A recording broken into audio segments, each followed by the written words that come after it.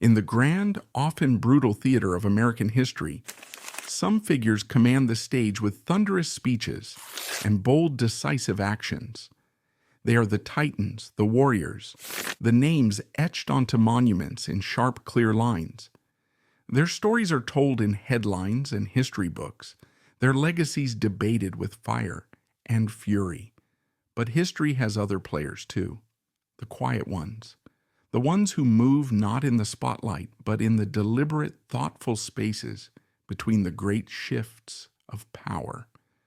Their influence is not a thunderclap, but a current deep and steady that can change the course of a river without ever breaking the surface.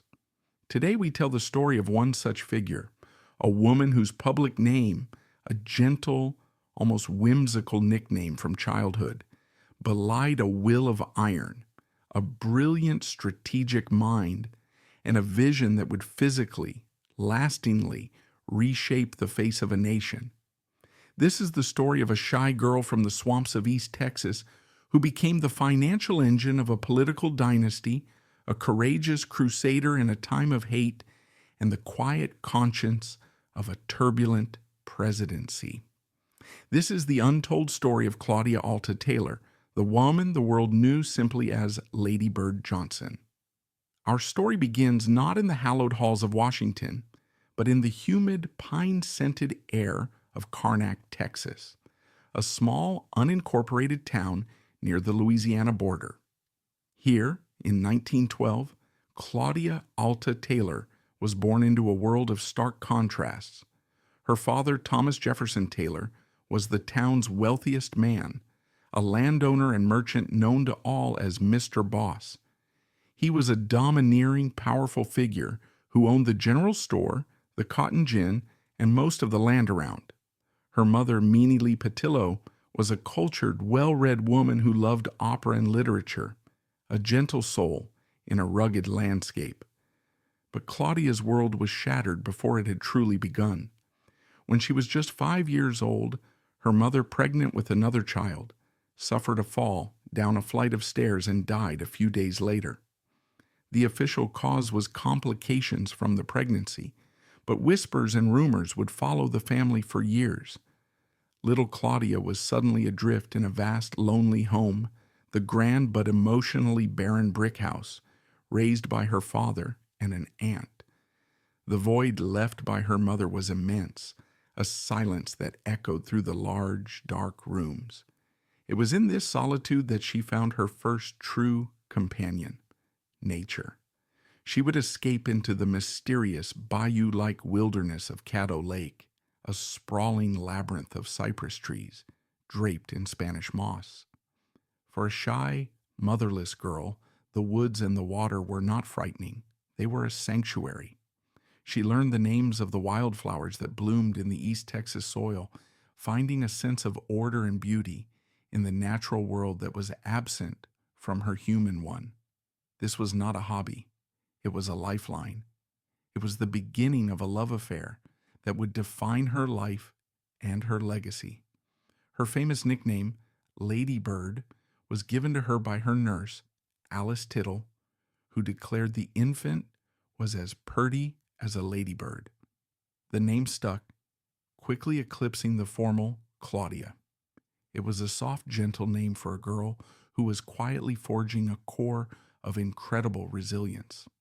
While other young women of her time and station were expected to marry well and manage a household, Lady Bird had other ambitions.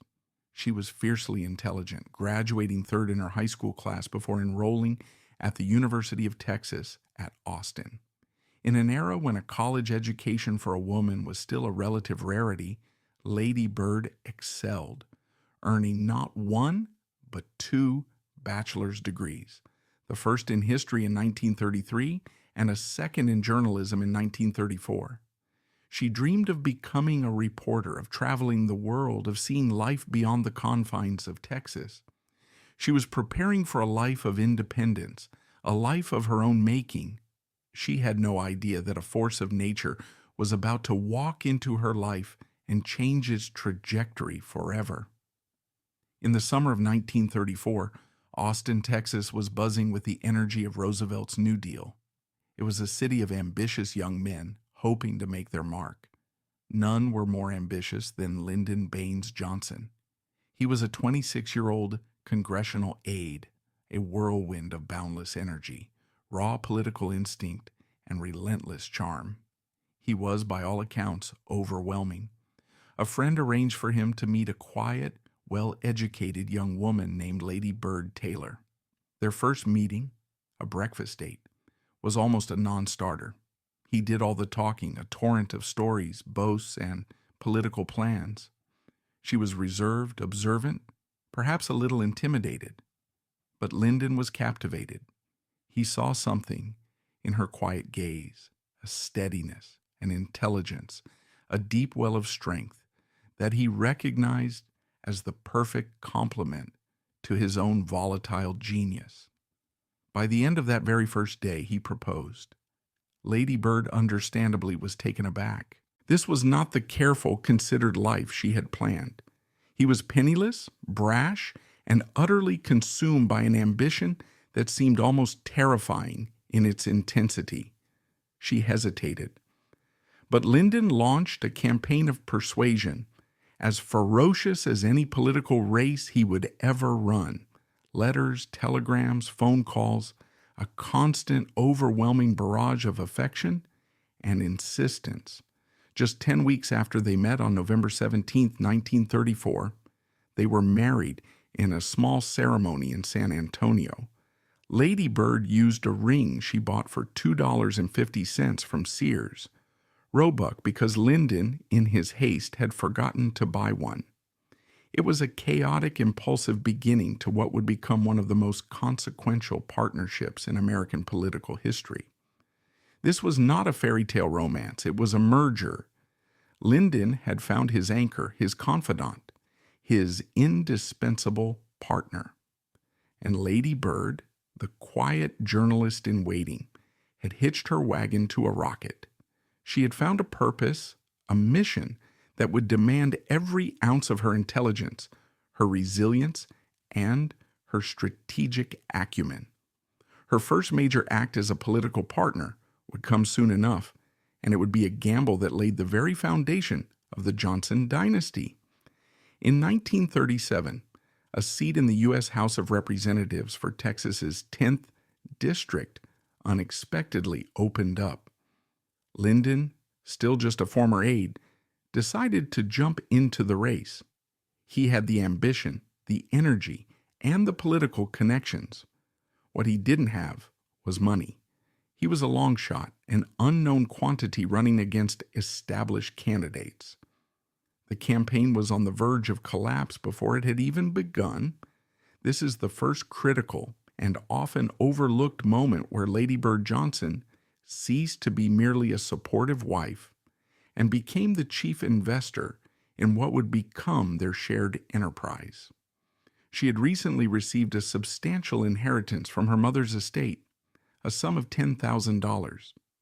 In the depths of the Great Depression, this was a fortune. It was her financial independence, her security, her link to the mother she barely knew. Without hesitation, she took the entire amount and injected it into Lyndon's fledgling campaign. Let's pause to consider the gravity of this decision. This was not simply giving her husband some pocket money. This was a high-risk venture capital investment. She was betting her entire personal fortune on a man she had known for less than 3 years, a man with no track record of winning elections. It was a calculated risk, an act of profound faith not just in him, but in her own judgment of his potential. The money transformed the campaign. They bought radio ads, printed flyers, and rented cars to crisscross the sprawling district. Lyndon won. That $10,000 was the seed capital from which an entire political empire would grow. Without that initial investment from Lady Bird, it is entirely possible, even probable, that the political career of Lyndon B. Johnson would have ended before it even started. But her financial contribution was far from a one-time event. She was just getting started. While Lyndon built his power base in Washington, Lady Bird turned her attention to building a financial base back in Texas. Her next move would be even more audacious and ultimately far more lucrative. In 1943, with Lyndon serving in the Navy during World War II, Lady Bird made another bold move. She took another portion of her inheritance and purchased a small, debt-ridden daytime radio station in Austin, KTBC. The station was losing money hand over fist. It was a failing business in a competitive market. To many, it looked like a foolish investment. But Lady Bird saw an opportunity. Armed with her journalism degree and a keen, intuitive business sense, she rolled up her sleeves and went to work. This was her domain. Moving to Austin, she personally took charge of every aspect of the station, from literally cleaning the offices and negotiating with advertisers, to persuading the FCC for a 24-hour broadcast license and fighting for a better frequency. She was a shrewd and demanding boss. She reviewed the books. She wrote advertising copy. She went out and sold ads herself. She understood the power of media, and she ran the station with a meticulous efficiency that astounded those who had written it off. Under her direct management, KTBC became profitable within a year. But she didn't stop there.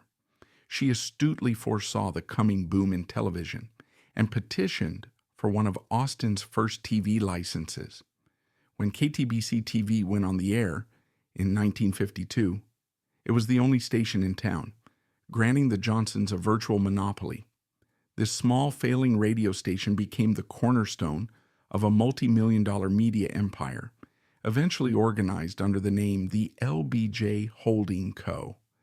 This empire, built by Lady Bird's business acumen, made the Johnsons incredibly wealthy. Now, this is where the story gets complex. The source of the Johnsons' wealth would become a point of controversy. Critics, then and now, have argued that their media company benefited unfairly from Lyndon's political influence. Did the FCC, whose commissioners were appointed by the president and approved by the Senate, where LBJ was becoming a powerful figure, give favorable treatment to his wife's company? It's a question that has never been definitively answered, but what is undeniable is that the day-to-day success, the transformation of a failing asset into a profitable powerhouse, was the result of Lady Bird's hard work, intelligence, and relentless drive. This financial independence was the secret weapon of LBJ's career. Unlike other politicians, he was never entirely dependent on the whims of wealthy donors. His family's fortune, a fortune she had built, gave him the freedom to pursue his own political agenda, to make powerful enemies, and to push for controversial legislation without fear of being financially ruined. She didn't just fund his first campaign, she built the financial fortress that protected his entire career. While she was building their fortune, she was also serving as his most essential political advisor.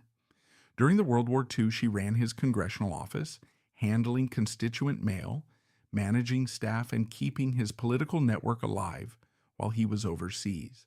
She was, in effect, the acting Congresswoman. But her most crucial role came in 1955. Lyndon Johnson, then the powerful Senate Majority Leader, suffered a massive, nearly fatal heart attack. His political career seemed to be over.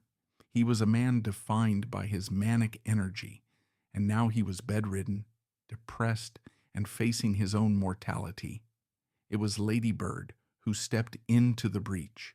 She became his gatekeeper, his nurse, his strategist, and his source of strength. She managed the flow of information from his office, made decisions on his behalf, and most importantly, guided him through the slow, arduous process of recovery. She understood that if he was seen as weak or infirm, his power would evaporate. She carefully controlled his public image, ensuring that he appeared resilient and ready to return. She read and summarized stacks of documents for him daily, edited his statements, and offered calm, strategic counsel that tempered his own frustration and despair. One of his biographers, Robert Caro, noted that it was during this period that her role shifted definitively. She was no longer just a partner, she was essential to his political survival. He simply could not have continued without her. She saved his health, and in doing so, she saved his career, paving the way for the vice presidency and ultimately the presidency itself.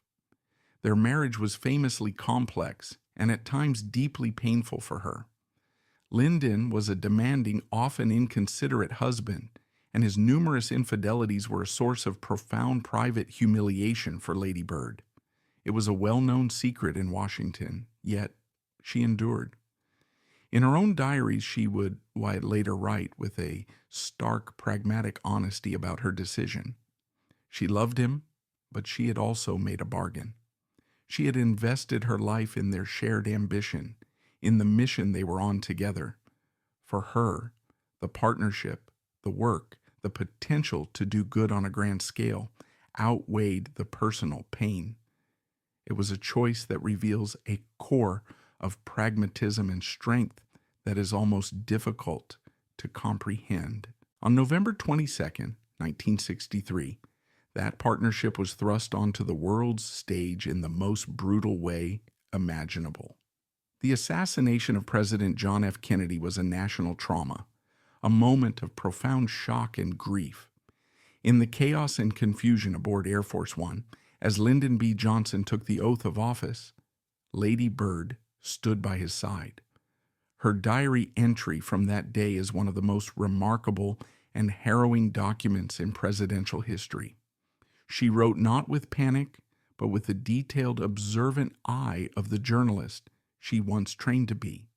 She described Jacqueline Kennedy.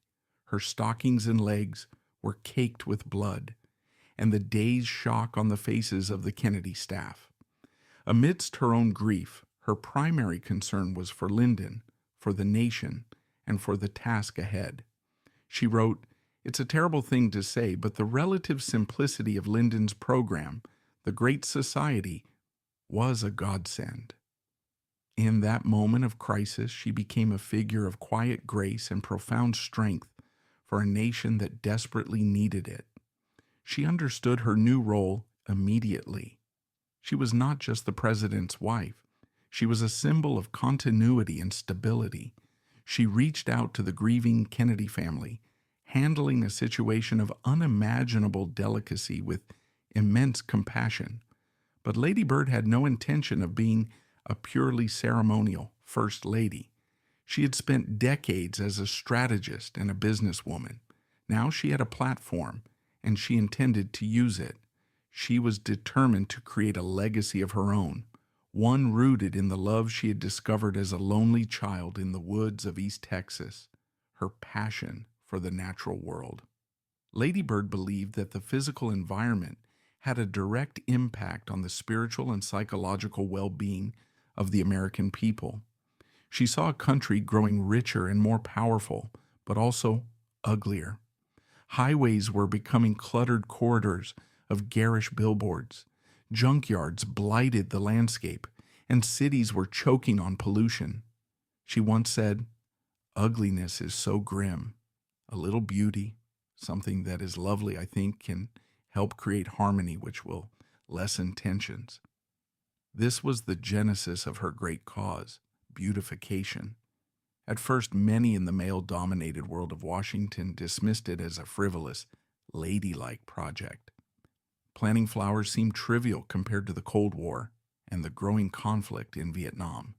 They underestimated her resolve. Lady Bird became the driving force behind the Highway Beautification Act of 1965. This was not a simple bill.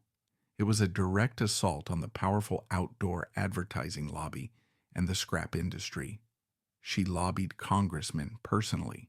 She gave speeches across the country.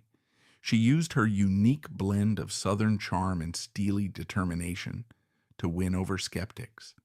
The bill became so closely associated with her that it was widely known as Lady Bird's Bill. It was a tough, bruising political fight, and she was on the front lines. The act ultimately passed, regulating billboards and requiring the screening of junkyards along federal highways. Its most visible legacy was the millions of dollars it allocated for landscaping projects and the planting of wildflowers. She literally began to transform the American roadside, turning sterile strips of asphalt into ribbons of natural color. She also spearheaded massive planting projects in Washington, D.C. itself, believing the nation's capital should be a model of civic beauty. Thanks to her efforts, millions of daffodils, tulips, and trees were planted, creating the beautiful public spaces that visitors still enjoy today. Her work was visionary. Decades before environmentalism became a mainstream political movement, Lady Bird was championing the ideas of conservation, ecological health, and the importance of native plants. She was, in many ways, America's first environmentalist First Lady.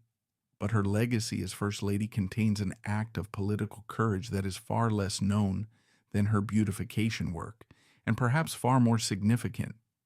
In 1964, Lyndon Johnson had just signed the landmark Civil Rights Act, a revolutionary piece of legislation that outlawed discrimination based on race, color, religion, sex, or national origin. The act was his crowning achievement, but it had shattered his own Democratic Party and turned the white South, once a Democratic stronghold, fiercely against him. With the presidential election looming, it was considered political suicide for anyone from the Johnson administration to campaign in the Deep South. The region was a powder keg of racial animosity and anger. Advisors told the president to stay away, so Lady Bird decided to go herself. Alone, in October of 1964, she embarked on a remarkable 4-day, 1,700-mile whistle-stop tour through 8 southern states aboard a train dubbed the Lady Bird Special. Her mission was to champion the Civil Rights Act in the very heart of segregationist territory. This was not a polite tour of garden clubs. It was a journey into the belly of the beast. At stop after stop, she was met with hostile mobs. In South Carolina, a chorus of schoolgirls was drowned out by hecklers screaming insults. In Alabama, she was greeted with signs that read, "Black bird, fly home." She faced crowds of angry white men and women who booed her, jeered her, and called her a traitor to her Southern roots. Through it all, she never lost her composure. Standing on the back platform of the train, she would wait patiently for the jeers to die down, and then she would speak. With her soft Texas accent, she didn't lecture or condemn. She spoke of shared heritage, of common decency, and of a South that could be a land of grace and beauty, not a land of shame. To one hostile crowd, she said calmly, "You are all welcome to your own opinions. This is a country of free speech, and I respect your right to dissent. But I want to remind you that my husband is president of all the people." This was an act of extraordinary political and personal courage. As a Southern woman, she was defying the deepest held prejudices of her own culture. As the First Lady, she was putting herself in physical danger to stand for a moral principle.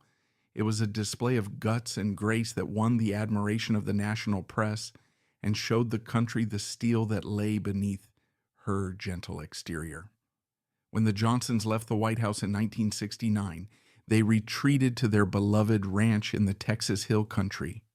They had passed the Great Society, landmark legislation on civil rights, voting rights, education, and health care that had fundamentally reshaped American society.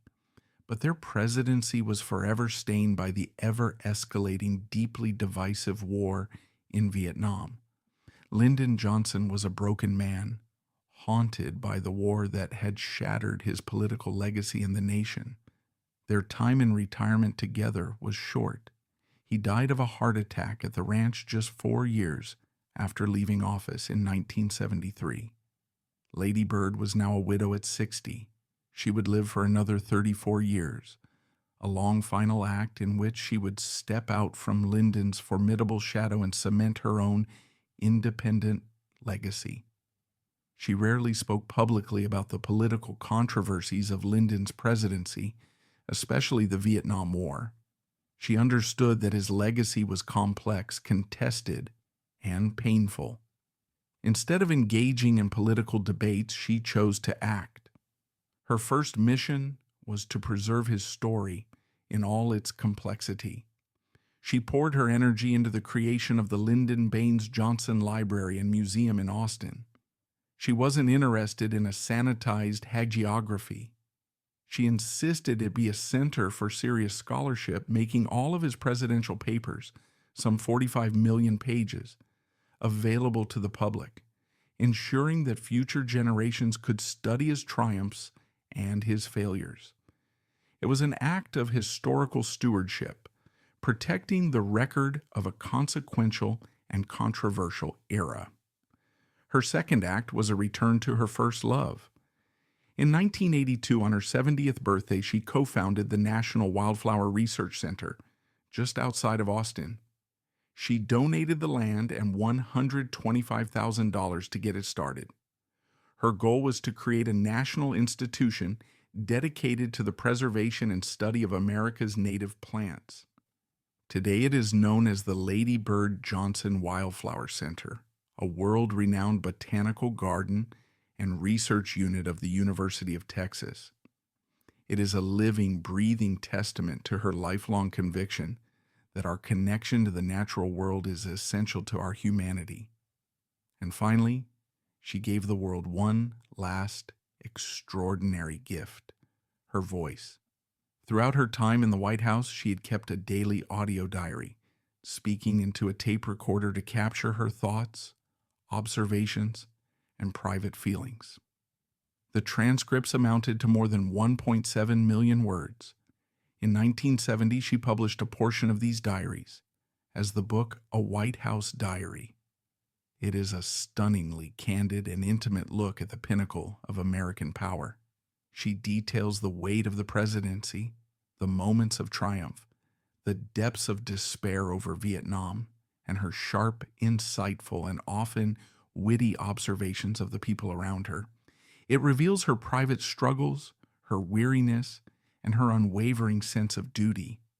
The diary is perhaps her most personal legacy, a rare, unfiltered look into the heart and mind of a First Lady during one of America's most turbulent decades.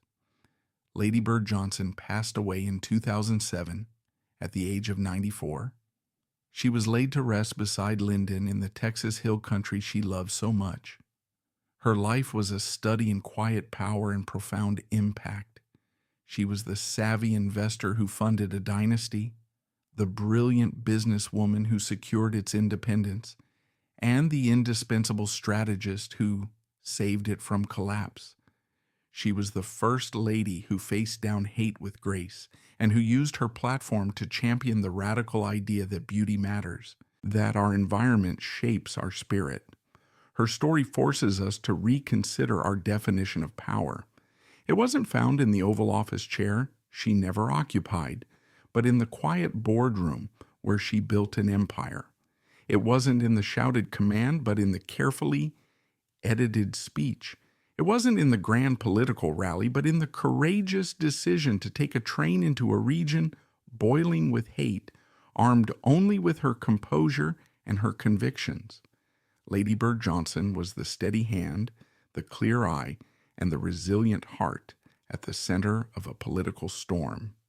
She was a woman who, having lost the comfort of a mother's love, found solace in the enduring beauty of the natural world, and then spent a lifetime trying to share that beauty with a nation.